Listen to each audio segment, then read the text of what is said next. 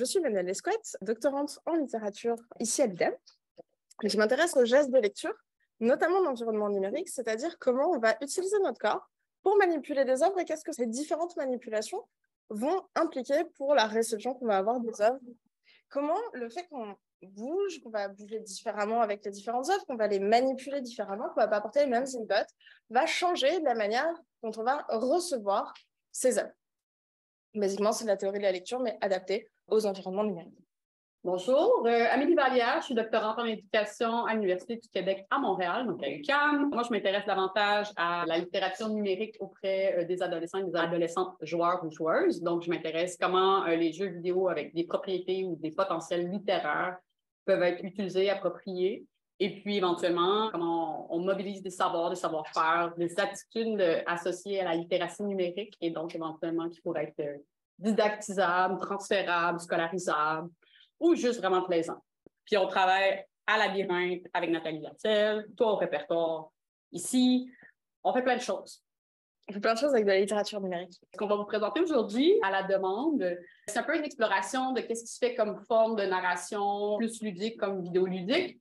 Donc, on va parler de jeux littéraires, de visual novels, d'applications, livres, ludiques, de toutes sortes d'objets un peu étranges. On va vous montrer, en fond, un peu un corpus d'œuvres qu'on trouvait intéressantes dans lequel on peut faire une sorte de progression de diverses propriétés littéraires et de manipulation de gestuelle, de complexité de mécanique éventuellement. On a construit ça un peu en progression d'œuvres, disons, les plus mimétiques, les plus générales du numérique, vers des œuvres plus ludiques. Encore une fois, on va parler de pratiques. On prend des œuvres comme exemple, mais ces œuvres ne sont pas des incarnations pures et parfaites de ce qu'on vous raconte, ce sont des œuvres, des exemples. Toutes les deux, ce qui va nous intéresser, c'est beaucoup plus la pratique. Comment, à partir d'un exemple, on peut évoquer une pratique de lecture, de manipulation d'œuvres littéraires ou ludiques. Donc, on commence. Notre premier exemple, c'est la tablette Champlain, qui est un livre applicatif où, en fait, on suit une adaptation applicative des carnets de voyage de Champlain. Et donc, le contenu a été resegmenté, va être présenté comme de nombreux artefacts mimétiques qui viennent reproduire des interfaces dont on a l'habitude.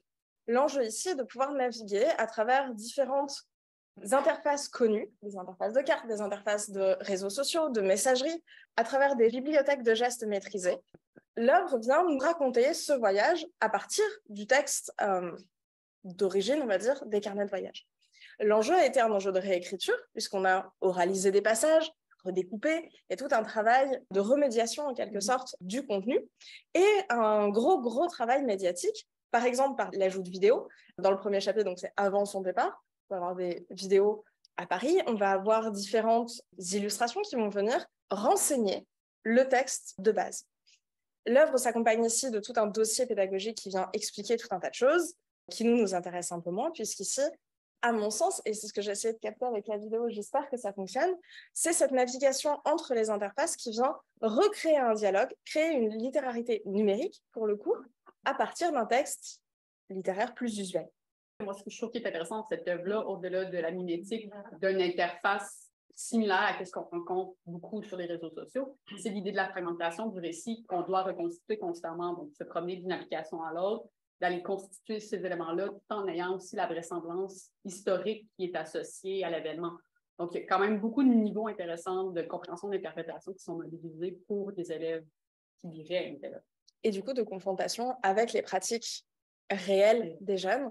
Par exemple, sur plusieurs passages, on va avoir des réponses d'autres personnages historiques importants qui répondent à certains moments, le roi a vu des postes qu'il n'aurait pas dû voir, et comment tout ça vient renseigner une pratique et une existence numérique qui, du coup, devient discutable aussi, avec une certaine distance, puisqu'on est dans une fiction, dans une approche de fiction de l'œuvre. On va continuer avec une autre application, Over the Alps, qui est cette fois un récit d'espionnage pendant la Seconde Guerre mondiale, juste avant la Seconde Guerre mondiale.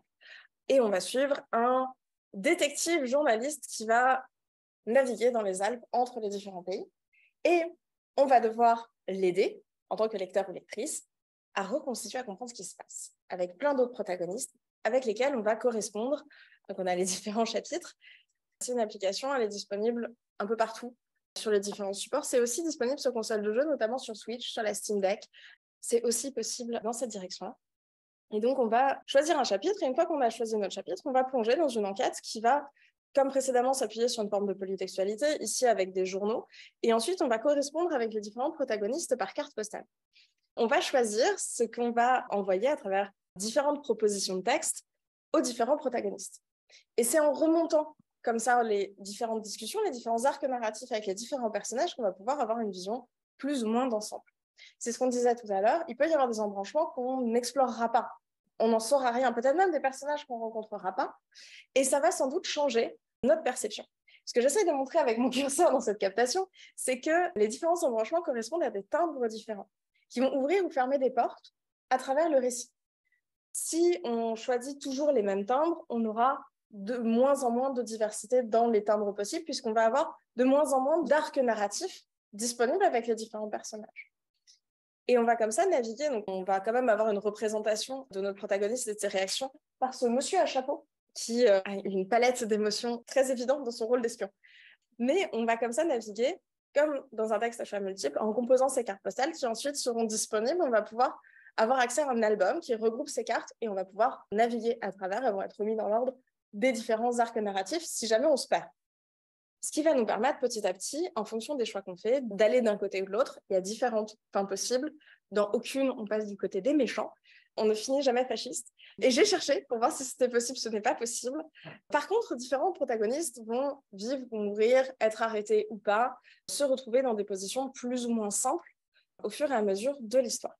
Ici, l'idée est plus de se placer un peu en bordure des fictions interactives. On arrive presque aux formes de visual novel, en restant encore dans quelque chose de très, très léger. Ludiquement, on n'a pas beaucoup de manipulation à faire. On reste dans quelque chose de très encadré, de très guidé. On n'est pas encore dans une manipulation ludique forte. Ce qui, moi, va m'intéresser de ma perspective de geste, c'est que c'est en fonction des actions qu'on va créer notre histoire, qu'on va créer notre cheminement à travers l'œuvre. Ça rentre dans mon corpus côté littérature numérique et pas encore dans le tien. On est dans cette marge. Toutes ces œuvres liminaires que j'aime beaucoup, qui approchent le ludique sans forcément tomber dedans, qui sont plus purement de la lecture suivie. Et on vient créer comme ça une sorte de littérature purement numérique, nativement numérique, qui vient se placer en bordure des deux. Et ça se peut que par moment, on ne s'entende pas sur les œuvres, puis on est d'accord sur pas s'entendre. C'est pour ça qu'on le communique ensemble. Vu, comme moi, je dis pas des mécaniques de jeu, tout c'est comme oui, mais c'est normal, on s'entendra pas. Parce que c'est encore des objets qui sont dans cet entre-deux, qui ne répondent pas à une catégorisation précise. Et qui n'ont pas forcément intérêt à répondre à une catégorisation précise. Qu'on n'a pas envie de mettre dans une catégorisation précise.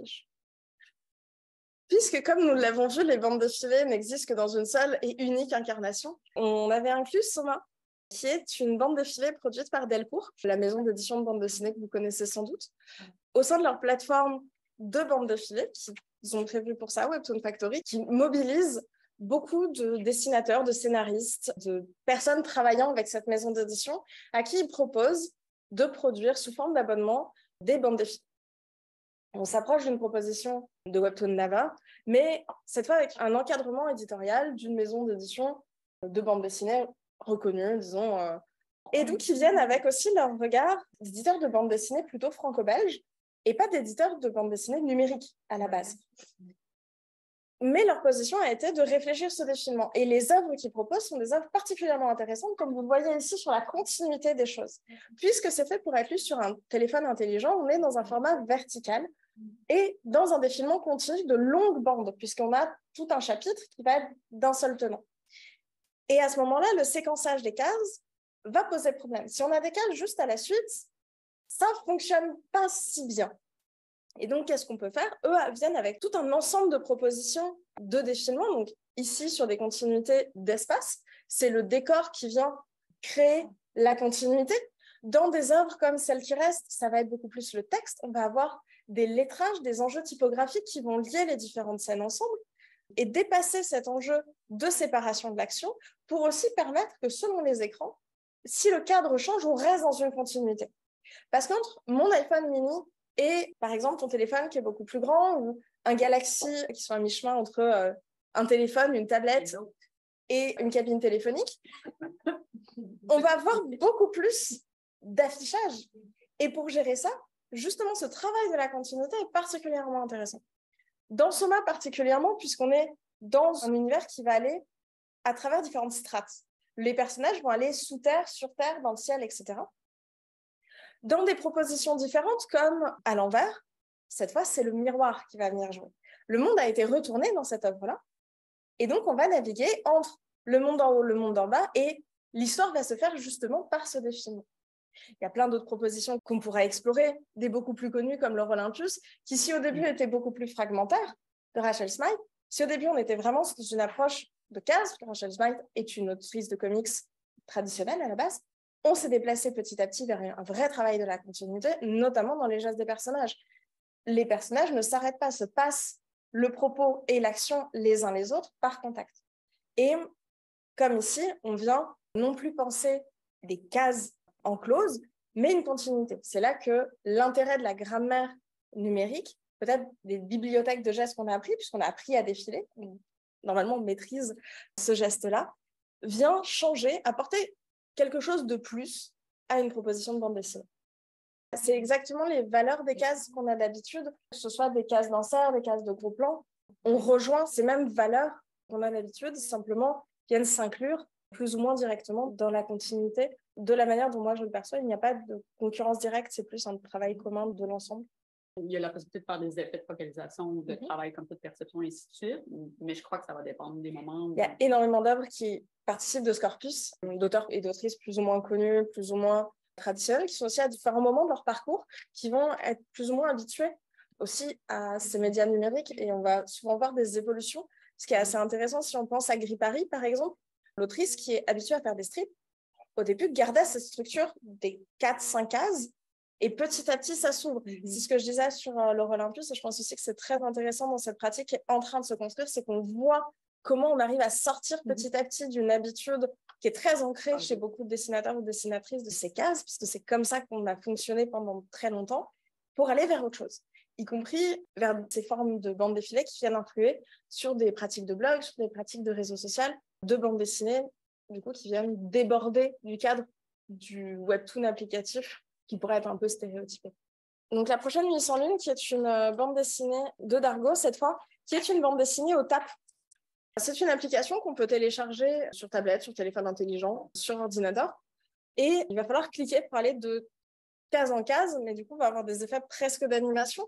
On va aller entre ces plans, on va naviguer comme ça de tape en tape ou de clic en clic entre les différentes séquences. C'est beaucoup plus ancien, entre guillemets, puisque c'est une œuvre de 2012, je crois, et qui n'a pas forcément eu beaucoup de suites. Parce que comme on a pu voir, on est aussi dans une forme de limite de la perception. Elle était pensée pour être vue à l'horizontale. Et en fait, sur téléphone intelligent, c'est très rare qu'on tienne à l'horizontale notre téléphone. Les éditeurs ont fait un retour, ont fait pas mal d'interviews sur cette proposition, qui était une sorte de test, un peu en réponse à cette mode qu'on a eue des comics qui fonctionnaient comme ça au tap, qui fonctionnent parce que portés par des grosses maisons. Marvel n'a pas le même poids qu'une BD franco-belge. Du coup, la navigation va être un peu plus fastidieuse. On va quand même retrouver cette séparation en chapitres. Le premier va être gratuit, puis ensuite, il va falloir acheter les différentes parties de l'œuvre. Comme vous le voyez, on est encore une fois dans une histoire de guerre mondiale. Et cette fois, on va suivre sur les plages différents personnages qui vont plus ou moins se cacher des Allemands. Ils sont parfaitement aimables, comme on peut le voir sur cette image. Donc, cette fois, c'est Rod Warden, qui est un text-based adventure. À mon avis, là où il est intéressant, c'est que donc il est sorti il y a quelques mois. On incarne un voyageur qui arrive dans un camp militaire, dans un univers de fantasy. Le camp militaire est abandonné, le village est abandonné, et on doit essayer de comprendre qu'est-ce qui s'est passé. Il y a beaucoup de personnages, c'est des centaines et des centaines d'heures de lecture pour progresser dans l'œuvre. Les premières phases de l'œuvre sont vraiment des navigations à choix multiples, navigations hypertextuelles assez classiques. Et petit à petit, on va venir compléter cette carte. On est encore du côté des fictions interactives, on est vraiment dans des approches à choix multiples qui vont... Est-ce que tu es OK si j'appelle ça une fiction interactive? Oui, ça me va. On va exactement comme dans Cave, mais un peu plus léché parce que produit aujourd'hui.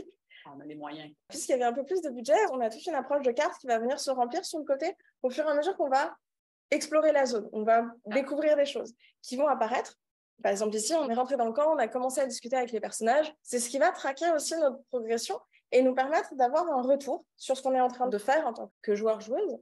On va avoir nos stats sur le côté. Donc, pour l'instant, on a uniquement la stat de jour avec le petit soleil et de santé avec le cœur.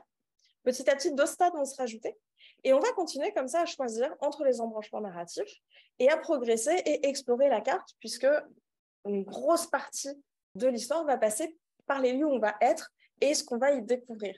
Beaucoup plus par des descriptions que par vraiment de la narration environnementale, parce qu'on n'est pas encore graphiquement dans quelque chose qui va relever de ça, mais on commence à y aller parce qu'on commence à reposer sur ces descriptions, sur cette inscription dans l'univers pour faire exister la fiction. C'est trouvable sur Steam, sur ordinateur, sur Steam Deck, sur Switch. Par exemple, les éléments de choix, des fois, on a un petit bouton, des choses comme ça qu'on interagit. Puis la carte sur le côté, c'est vraiment l'exploration au fur et à mesure qui va s'augmenter, qui se remplit. Donc, initialement, ben là, on est dans les premières heures. On est vraiment au tout début de l'œuvre. C'est ça, il y a très peu de choses affichées encore. Parce que ça se complexifie, ça s'augmente au fil de l'histoire, mais c'est une longue histoire.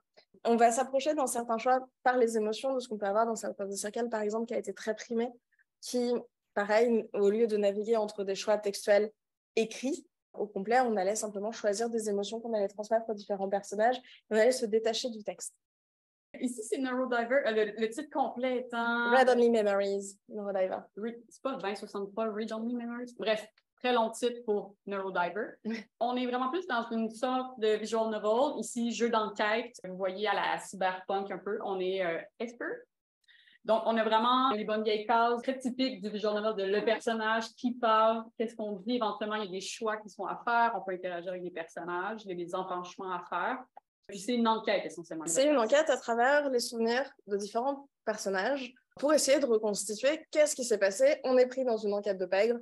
Basiquement, la mafia essaye de tuer des gens. Qu'est-ce qui s'est passé? Pourquoi ces personnes sont menacées? Qu'est-ce qu'ils ont fait? Pourquoi ils ont perdu la mémoire? Bref. C'est Total Recall. Et basiquement, il y a une entreprise qui a réussi à créer des poulpes mutants qui peuvent, par contact avec la peau des gens, lire leurs souvenirs. D'où le Read Only Memory. Ça respecte très bien les codes du visual novel, de ce genre de jeu-là, en ayant l'aspect d'enquête. En plus, y a-t-il un inventaire dans lui? Il y a un inventaire très sommaire. On est vraiment dans l'interface, disons, de base du visual novel, puisqu'on n'a que le texte, la représentation de la scène, donc ici, le protagoniste à qui on parle, et notre face. On est une sorte d'empathie mi-robotique. Bionique. Bionique, voilà. La plupart des œuvres sont des œuvres de SFF. On est aussi un espèce d'enquêteur, enquêtrice. L'histoire va vraiment se déployer par toutes les interventions qu'on a avec les autres personnages, les échanges, ce qu'on prend en note, éventuellement, si c'est comme le premier, auquel lui j'ai joué. Il y a vraiment l'idée comme quoi, selon les choix qu'on fait, il y a plusieurs fins, plusieurs endings, des bons, des moins bons, des happy. Et puis, c'est comme ça qu'on va pouvoir résoudre l'enquête, en exploitant les informations auxquelles on a accès selon les choix qu'on fait. Voilà, par exemple, un moment de choix, un des moments importants de choix, où l'œuvre s'arrête. On a très peu de moments de choix, et ces moments de choix sont importants, puisqu'on va vraiment avoir des grosses divergences dans les différents arcs narratifs. Et ces moments sont différenciés par ces grosses cases qui viennent se mettre en avant. Exemple très typique d'un visual novel, fiction interactive, jeu vidéo-ish. Et on est déjà dans une forme de bande dessinée plus, entre guillemets, puisqu'on reste dans cette idée de cases, de séquençage, de représentation de ce qui se passe, accompagné d'un texte, qui généralement est le texte dit par les personnages qui sont montrés. On tenait à montrer celui-ci, parce qu'ensuite on va complexifier un peu cette interface de visual novel. Mettons que ça, c'est le niveau 0. On est au rez-de-chaussée. Cette fois, ce serait une horticulture étrange. Donc pareil, c'est disponible à peu près partout, sur téléphone, sur tablette, sur ordinateur, sur console de jeu. On incarne une jeune femme qui hérite d'une boutique d'horticulture, une sorte d'apothicaire qui va devoir vendre des plantes aux différents protagonistes qui vont venir lui parler. Évidemment, ces protagonistes, entre eux, vont avoir différentes relations, vont avoir tout un tas de complications, d'enquêtes. On va se trouver au milieu d'un complot avec des sorcières, des entités Lovecraftiennes et tout un tas de complications. Oui, parce que juste des fleurs, c'était pas assez imaginaire. Juste des fleurs avec des pouvoirs magiques, c'était pas suffisant. Et cette fois, en plus du côté dialogue qu'on a pu voir dans Neurodiver, on vient rajouter on va appeler des parenthèses, on appelle comme ça avec Père Gabriel Dumoulin, dans notre travail sur ces questions, où on vient avoir des manipulations supplémentaires qui sont nécessaires à la compréhension, Par exemple, ici, quand je manipule les fragments de texte et différentes lettres, j'ai besoin de les lire, d'en prendre connaissance pour être capable de comprendre ce qui se passe. C'est nécessaire, c'est pas un mini-jeu à côté que je ferais parce que j'ai envie de gagner des points. J'en ai besoin pour comprendre l'histoire, pour poursuivre et répondre de manière cohérente à ce que vont me raconter les différents protagonistes. On peut toujours répondre au hasard, mais on va moins bien progresser dans ce qui se passe. Ces manipulations viennent s'inscrire dans la diégèse. Ça fait sens que je manipule cette lettre parce que je viens de la recevoir, par exemple. Ici, on voyait le facteur qui vient d'arriver de m'amener une lettre. Ça fait sens que je l'ouvre et que je la lise. Comme ça fait sens en tant qu'apothicaire que je vende telle ou telle plante à la personne qui vient l'acheter. Le geste de manipulation qui s'approche de plus en plus d'un geste ludique vient continuer l'histoire. On vient travailler l'immersion en donnant une forme d'épaisseur à notre incarnation du protagoniste, en forçant à rentrer dans ses routines. Dans Coffee Talk, ce sera, on est un barista et c'est en préparant des cafés. Ici, on est horticulteur, je ne sais pas si c'est un mot, horticulteur, et on vend donc des plantes. Si on ne le fait pas, on perd en quelque sorte notre statut dans l'univers diégétique. En jeu vidéo, c'est Paper Please, qui est un jeu qui a été beaucoup évoqué, puisque c'est dans un pays imaginaire où on est gardien de la frontière des douanes, puis c'est nous qui donnons accès ou non à des personnes pour aller dans un autre pays. Donc, des fois, on est soudoyé, des fois, on se fait dire des choses qui ne sont pas vraies. Le même genre un peu d'interface, si vous voulez, où on doit lire des papiers, avoir accès à des règlements qui éventuellement viennent de se complexifier, il y a des intrigues. Donc, ce genre d'interface-là et de jeu, ça commence à être de plus en plus présent et c'est vraiment l'élément réticent, l'élément dur à comprendre, et que l'interprétation est vraiment plus riche, c'est toute la démultiplication des lectures des éléments auxquels on doit avoir accès à interagir et interpréter et mettre en relation.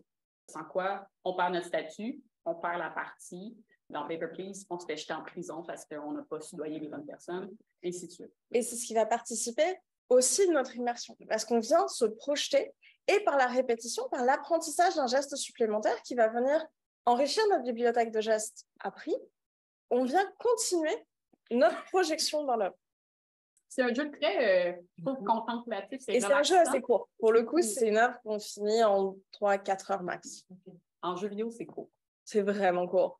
Ça, c'est l'œuvre If Found, qui est marketé comme un jeu vidéo, qui reprend encore les aspects vraiment de fiction interactive. Donc, le jeu, essentiellement, met en place 2 lignes de récits qui vont venir à s'interroger. Initialement, on apprend qu'une docteure Cassiope, qui est dans l'espace, qui est une astronaute, découvre un trou noir et essaie d'aider à ce que la planète Terre soit aux aguets et sache qu'il y a un trou noir qui arrive. Et éventuellement, on tombe en 93, en Irlande du Nord, avec le personnage Cassiope. Cassiope. J'ai tout le temps la misère parce qu'en français et en anglais, ils changent Cassiope, Cassiopea, puis je mélange. Il s'appelle If Found quand même. En fait, c'est dans les réglages du jeu qu'on va bien changer. Il a le même titre, qui est son titre anglophone. Tout va être écrit en français. Puis c'est un jeu où il n'y a pas justement de dialogue, il n'y a pas de parole. Donc, c'est de l'écriture pure et dure et de la musique vraiment fun.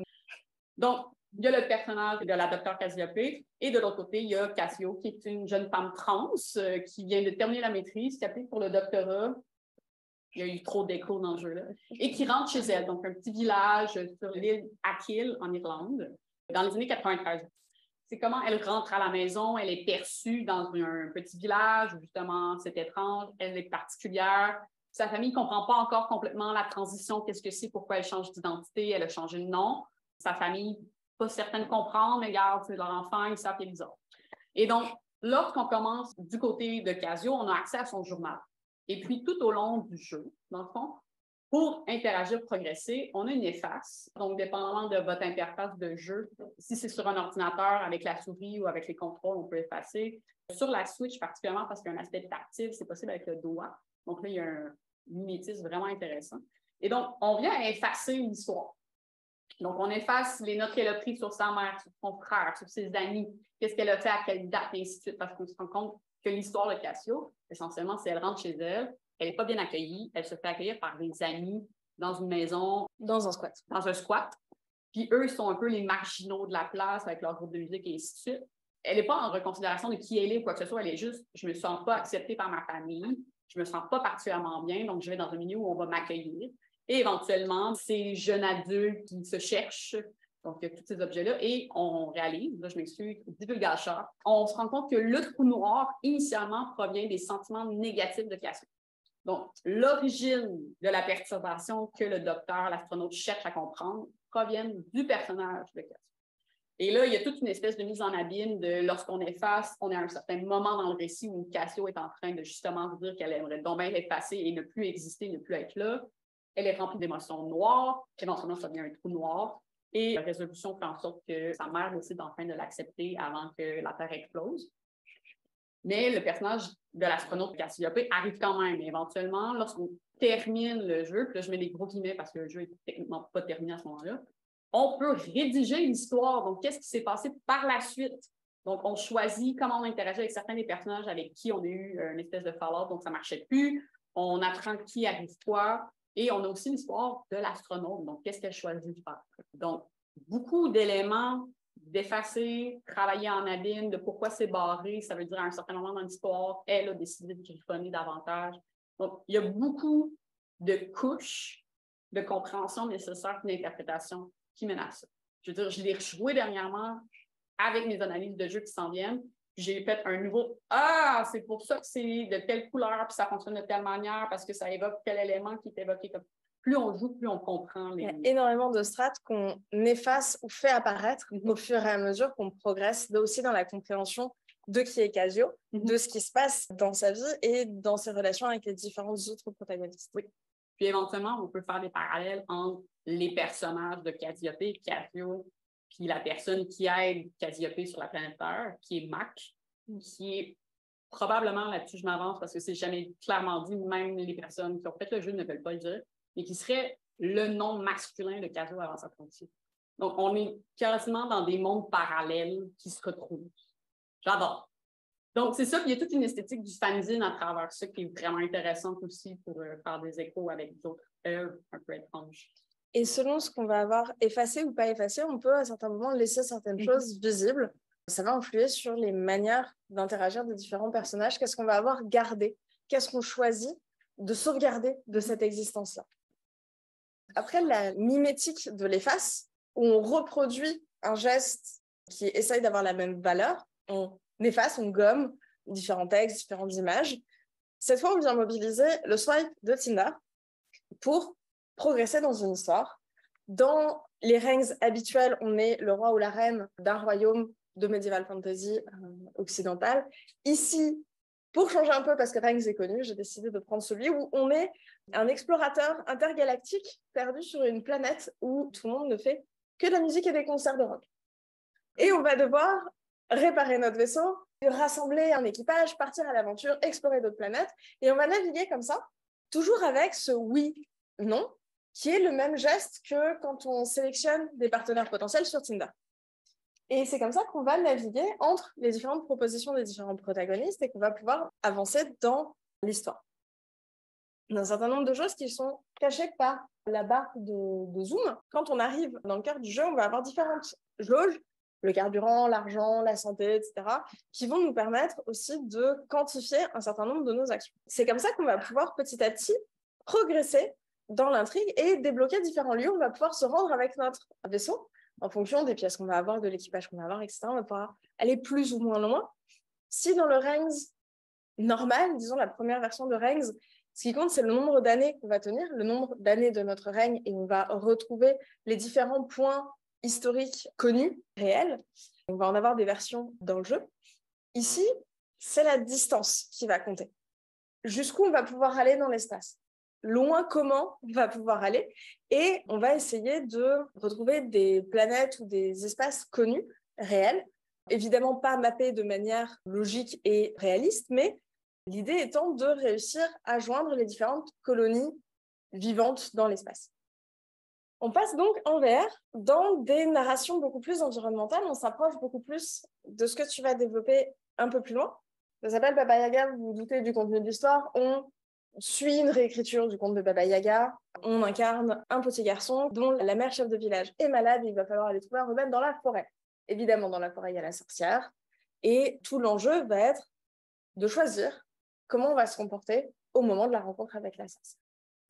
C'est en VR, donc c'est une captation aplatie d'un environnement VR, ce qui n'est pas le plus représentatif et forcément le plus agréable si c'est capté avec la fonction miroir de l'Oculus. c'est beaucoup plus agréable dans le casque que ce que ça peut être dans cette reproduction. Mais ici, l'enjeu va être une sorte de retour sur ces fictions interactives à choix multiples qu'on a pu voir précédemment, puisqu'on est dans une narration en 3D dans laquelle on est dans l'environnement où on ne va avoir à nouveau que quelques choix. C'est assez dur de le raccrocher complètement au corpus des fictions interactives parce qu'on a l'habitude que ce soit que du texte sur un écran à la Cave ou à la Road Warden, comme on l'a vu tout à l'heure. Alors qu'ici, on est en VR. Donc, on vient jouer dans cet entre-deux, de reprendre des formes connues, des gestes usuels, choisir entre oui, non, est-ce qu'on est gentil, est-ce qu'on est méchant, est-ce qu'on dit oui à la sorcière, est-ce qu'on dit non à la sorcière, basiquement. Et donc, on voit qu'au début, j'ai essayé de tripoter tout ce que j'arrivais à attraper avec mes patounes virtuelles, ce qui n'est pas la meilleure chose pour une captation.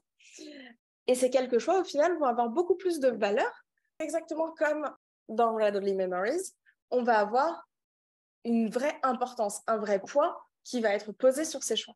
C'est ce qui va complètement séparer les chemins narratifs et décider de vers quelle fin on va aller. Il n'y a que 3 choix, je crois. L'œuvre est très, très courte. Ça déplace en VR cet enjeu-là. Et donc, dans un environnement immersif qui bloque le reste de nos sens. Et on a donc un rapport très différent à cet environnement, qui inclut du coup un début de narration environnementale, un début parce qu'on est vraiment dans quelque chose d'assez minimal. On n'est pas encore dans un environnement très travaillé. Beaucoup passe par la voix off de narration qui vient nous raconter l'histoire de ces enfants par-dessus, en son qu'on a au casque quand on expérimente là. Madrid Noir, donc, qui est aussi une œuvre en VR, toujours captée depuis la fonction miroir de l'Oculus, où cette fois, on s'en doute avec le titre, on va être dans un roman noir, dans un film noir. Donc, on va accompagner une jeune femme qui va organiser, gérer les affaires de son oncle disparu. Et elle va repasser à travers ses souvenirs d'enfance pendant la guerre d'Espagne, où probablement que son oncle était un espion. Un espion tout à fait responsable de la petite fille qu'il avait avec lui, puisqu'elle s'est retrouvée en pleine guerre d'Espagne à le suivre dans la nuit dans Madrid et à être mêlée à ses affaires d'espionnage. Mais ceci mis à part, on vient manipuler ici beaucoup plus d'éléments différents. On a certes les choix principaux, mais c'est par les objets qu'on va avoir attrapés, qu'on va avoir avec nous, qu'on va donner à tel ou tel personnage, que l'histoire va se débloquer. On va venir naviguer dans l'œuvre à travers ce qu'elle va trouver donc, dans cet espace, dans les boîtes. Faire des captations d'œuvres en VR est très compliqué. Si jamais vous voulez des captations plus longues, elles sont sur YouTube dans des versions beaucoup plus longues. On a 1 heure, 2 heures de contenu. Et donc, on navigue avec elle, puis avec elle petite, dans ses souvenirs. Et on va, à la première personne, effectuer ses actions. On vient incarner, au sens très premier, cet avatar. On vient se projeter dedans, puisque c'est notre corps qui va bouger à la place du sien. On a une superposition. On parlait d'hyperconnexion, on est quelque part encore plus loin, puisque notre corps et le corps fictif sont superposés, nos gestes correspondent.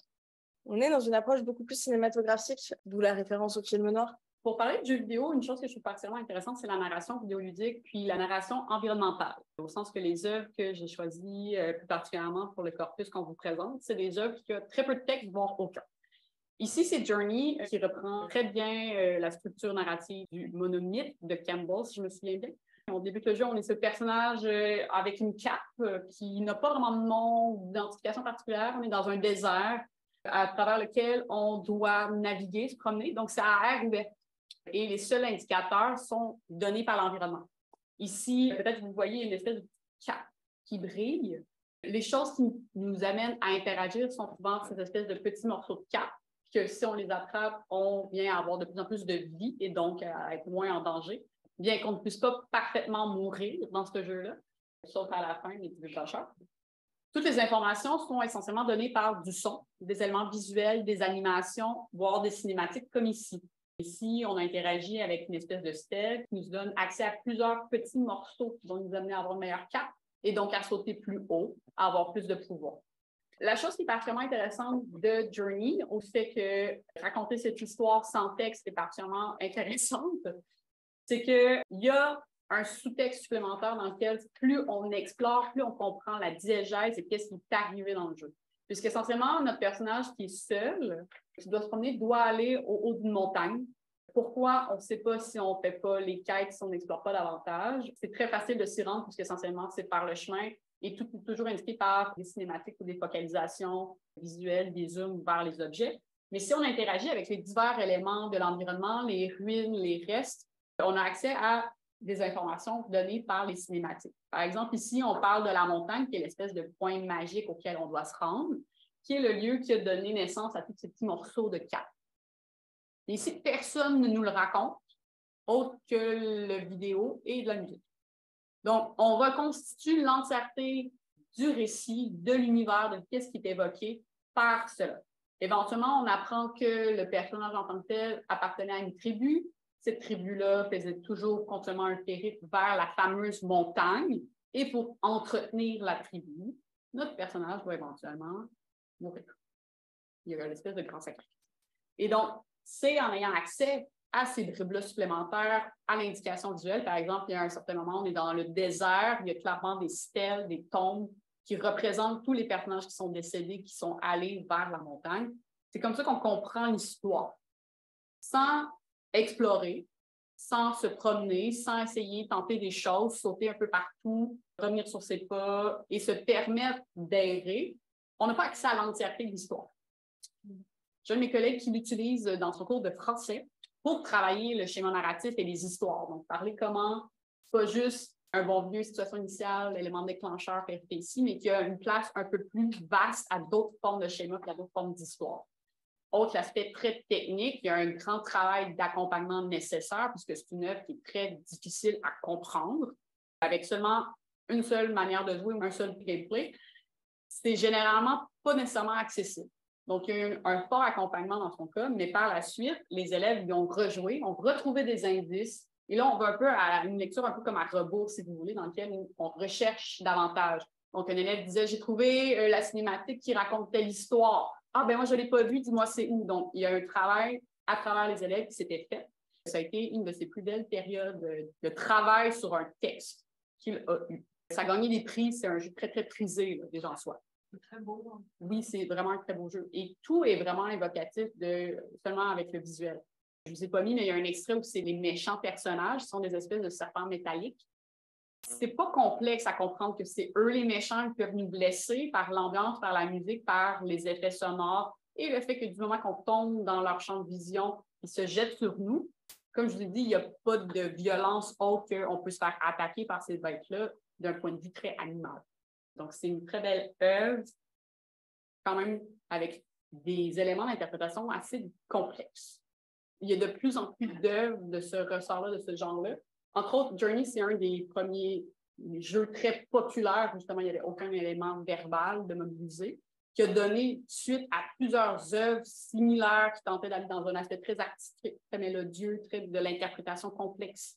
Pourquoi moi, je travaille des jeux vidéo littéraires, au sens de littéraire, la complexité, la compréhension et l'interprétation qui est accompagnée. Parce que beaucoup des œuvres que je vais vous présenter, je pourrais juste faire le jeu, il n'y aurait rien d'autre à en tirer que de faire la performance, de sauter au bon moment et ainsi de suite. Ici, c'est l'idée de justement réfléchir à qu'est-ce que le jeu nous présente, je dirais. Parce que ici, je pourrais faire simplement la performance d'aller chercher tous les items, de continuer mon chemin. Peut-être à un certain moment, on me donne accès à une clé de compréhension sans qu'on me dise que c'est une clé de compréhension. Un peu comme dans un roman ou dans un livre qui me donne des indices sans me dire que c'est des indices. Par la suite, dépendamment de l'œuvre, ici, j'ai une œuvre où c'est que l'interprétation est quand même assez complexe. Là, parce que si je n'ai pas accès aux items, et là, encore là, l'interprétation que je vous donne qu'il faut mourir à la fin, c'est pas tout le monde qui est d'accord, puisque le jeu finit. Mais est-ce qu'il meurt à la fin ou pas? Si ça reste un blanc, qu'est-ce que je vais interpréter par la suite? C'est ça. Souvent, dans les jeux, que ce soit, même si c'est des jeux moins purement environnementaux que Journey, qui est, disons, très extrême sur ce spectre-là, on va avoir énormément d'indices sur l'univers, d'indices sur ce qui a pu se passer dans le passé ou d'autres arcs narratifs qui vont être disposés dans l'environnement, qui vont jamais être pointés par le jeu. C'est-à-dire qu'on ne va pas nous le dire, ni par un dialogue, ni par du son, ni par un récit à proprement parler, simplement en captant ces éléments. Par exemple, les tombes qu'on va survoler à un moment dans Journey, on peut très bien ne jamais s'y arrêter, puis pas en faire un sens. Où on peut essayer de comprendre ce qui est arrivé à ces personnages. Ça ne changera rien dans notre progression, disons, purement ludique, mais ça va venir nourrir le récit qu'on peut tirer de l'œuvre. Parfois, c'est des mécaniques de jeu qui vont être ajoutées ou implantées. Parfois, c'est des cinématiques. Parfois, c'est simplement un clin d'œil d'un effet sonore rapide. Ça peut être de plusieurs manières. Ici, dans Journey, étant donné que c'est un jeu vraiment par rapport à l'environnement, c'est surtout visuel que ça va mobiliser. Donc, il y a des moments, ici, je ne l'ai pas, mais il y a un extrait où on est dans des ruines, puis il y a une espèce de mosaïque tout au long de la ruine qui raconte l'histoire de la tribu. Mais si je ne prends pas le temps de regarder avec la fonction, on connaît que c'est une histoire, mais interpréter ce qui se passe dans la murale, c'est un autre niveau. Parce que c'est simplement les personnages qui sont mis en petits cubes. Donc, par la suite, pour comme inférer que, OK, c'est des personnages, mais pourquoi j'ai un personnage qui est en train de mourir? Là, avant, je ne l'avais pas qui mourait, puis là, maintenant, il est correct. Là, j'ai une histoire que c'est avec une montagne. Pourquoi j'ai la montagne? À quoi la montagne me sert autre que je dois aller là-bas? Pour moi, il y a un espèce de trou narratif aussi, oui. Ce qui fait qu'il faut combler tout le temps. Ben, pour comprendre l'histoire, pour l'interpréter aussi, parce qu'à la fin, il y a des éléments qu'il faut interpréter. Tu présentes aussi l'histoire et ta vision de l'histoire comme une version officielle. Il n'y a pas de version officielle dans Journey. On ne sait pas si ce qu'on vous dit avec les tombes, avec l'histoire de la tribu, etc. Nous, on est d'accord sur cette interprétation de ce qu'on a vu. Il y a des personnes qui ne sont pas d'accord sur Internet. Mais sur Internet, on peut trouver des histoires complètement différentes qui ont été remontées alors qu'on a traversé les mêmes environnements. Lui, c'est un jeu fait par une... Et pareil, c'est disponible sur ordinateur, sur téléphone intelligent, sur tablette. C'est applicatif. Je le classerai pas forcément uniquement dans les jeux, mais... c'est pas ma faute, c'est eux qui disent que c'est un jeu et c'est sorti en premier sur des consoles de jeux. Cette question dont on n'a pas parlé, qui est comment le produit, la production est assumé par ses créateurs, ça me paraît être extrêmement important lorsqu'on veut s'interroger sur quelle place elle a. La compagnie qui a fait Gris, eux, ont identifié ça comme un jeu. Ouais. C'est un jeu de plateforme, essentiellement. Donc, on sort d'une plateforme à l'autre. Il n'y a pas tant d'auteurs qui parlent de Gris. C'est ça la beauté de la chose. Tout d'abord, qui sont des œuvres généralement de l'industrie indépendante, donc qui n'ont pas nécessairement le même temps financement, le même temps marketing. C'est sûr que ça vend toujours mieux si on dit que c'est un jeu que si c'est une app. Toutes les offres qu'on vous a présentées sont des jeux. Mais en fait, une app pourrait être un jeu. Basiquement, une app est un système logiciel. Tout va être marketé comme des jeux parce que ça se vend, parce que littérature numérique n'est même pas une catégorie dans les stores, basiquement. Le problème, il est que littérature numérique, dans le commun, c'est la numérisation de jeux. Ou c'est des blogs littéraires un peu repoussants. Il y a vraiment aussi cet imaginaire des auteurs très indépendants, autopubliés, qui vont avoir des blogs et avec aussi un jugement de valeur qui va avec, qui ne donne pas forcément envie de mettre l'étiquette sur des œuvres. Gris, essentiellement, c'est un personnage qui perd sa voix au début avec l'animation, la cinématique, et qui tombe des mains d'une représentation d'une statue de la femme, en forme de femme. Éventuellement, l'univers n'a aucune couleur, et plus on progresse, plus on accumule des couleurs, qui, là, a diverses interprétations. Puis là-dessus, je suis d'accord, il y en a plusieurs. Parce que pour moi, la manière que j'ai compris le jeu, avec les scènes cachées, parce que ça rajoute d'autres indices qui nous permettent de changer notre interprétation, ça serait une métaphore pour représenter le processus du deuil. Donc, par exemple, le rouge associé au déni et à la colère. Il y en a pour certains, c'est une forme de résilience, puisque par plusieurs endroits, on commence dans un désert, c'est en ruine, on voit des statues de femmes particulièrement, ou des statues qui ont des apparences très féminines, qui ressemblent à la protagoniste qu'on voit au début de plus près que ce qu'on peut voir ici. Puis c'est souvent des personnages qui sont justement coupés en deux, qui sont brisés, qui sont un peu mal un peu partout. Puis, au tout début, on commence le personnage de Gris, qui est l'espèce de petite entité ici avec sa robe, qui a de la difficulté à marcher pour éventuellement avoir de plus en plus de pouvoir, des super pouvoirs au sens de elle peut se transformer en certains objets, elle peut interagir, sauter plus haut, ainsi de suite. Et il y a des combats avec des représentations diverses. Par exemple, le premier monstre, là, je mets les guillemets, je ne sais pas comment l'appeler autrement. Le premier antagoniste. Merci. Est une forme d'ombre qui prend une apparence d'oiseau et qu'on doit combattre. Pour certains, parce que l'oiseau émerge d'un endroit où c'était un miroir, c'est une confrontation du personnage avec elle-même. Pour d'autres, c'était juste un bel effet visuel, puis c'est un oiseau. Il y a beaucoup d'analyses qui vont aller parler de dépression, qui vont venir parler de santé mentale autour de cette œuvre aussi, pas forcément sous le prisme du deuil. Vu qu'il n'y a aucun texte et très très peu de réponses de la part des créateurs, créatrices de l'œuvre, à ce moment-là, l'environnement et les gestes et l'expérience de chacun vient créer un sens particulier. il y a dans toutes ces interprétations cette idée de reconstruction, puisqu'elle est de moins en moins en morceaux, que les statues sont de moins en moins effritées. Et il y a de plus en plus de végétation. Il y a de plus en plus de végétation, elle court de plus en plus facilement. Si au début, marcher est lent et on doit beaucoup appuyer sur les boutons pour la déplacer, petit à petit, ça devient plus fluide, elle reprend de la force, elle se déplace plus facilement. Donc, il y a quand même cette idée sur laquelle les différentes interprétations se retrouvent, mais après, le sens qui est mis derrière ça est presque propre à chacun. Le dernier que je vais vous montrer, c'est Firewatch, qui est dans le fond un walking simulator. Donc, il faut se promener pour avoir accès à l'histoire. C'est essentiellement des discours et des paroles qui se disent à l'oral, donc pas de son, vous comprendrez, on n'entend pas grand-chose. Et donc, on est un espèce de nouveau gardien de parc qui surveille les feux de forêt. Et donc, on est seul dans une tour et la seule personne avec qui on a des interactions à travers ce superbe walkie-talkie. Je ne sais pas c'est quoi en français, walkie-talkie. À travers le talkie-walkie, qui est l'objet de travail essentiellement, on parle avec Delilah, qui est une autre gardienne de feu, si vous voulez, qui est dans une autre tour totalement. Et donc, selon les choix, les interactions qu'on a et d'accepter de parler, de répondre au talkie-walkie, on crée une relation avec ce personnage-là qu'on ne voit pas, qu'on ne connaît pas. Et autre chose, ben, nous, comme personnages, on arrive là, on a vécu des choses assez dures dans la vie, au sens qu'on a perdu notre femme. Donc, initialement, on a des choix de réponse de comment on continue notre vie avec notre femme. Et donc, c'est comme ça qu'on crée le récit. Donc, selon les choix d'interaction, selon qu'est-ce que je lui réponds ou pas, je construis l'histoire avec elle.